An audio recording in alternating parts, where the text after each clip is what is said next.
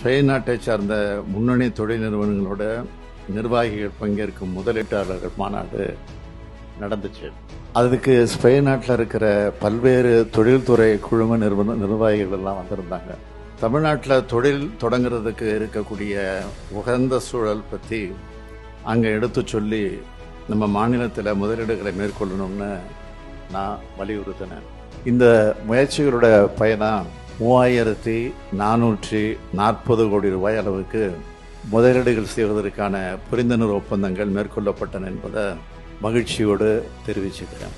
அபாக்லாய்டு நிறுவனம் 2500 கோடி ரூபாய் முதலீடு, எடிபான் நிறுவனம் 540 கோடி ரூபாய் முதலீடு, ரோகா நிறுவனம் 400 கோடி ரூபாய் முதலீடு செய்வதற்காக உறுதியளிச்சிருக்கு. இந்த நிறுவனங்கள் மட்டும் இல்லாமல் மற்ற நிறுவனங்களும் அடுத்தடுத்து எதிர்காலத்தில் தங்களோட முதலீடுகளை மேற்கொள்வாங்கங்கிறத நம்பிக்கை எனக்கு இருக்கு.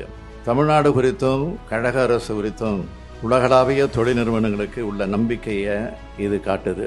இது போன்ற பாராட்டுகள் தான் எங்களை மேலும் உற்சாகப்படுத்தி செயல்பட வைக்குது.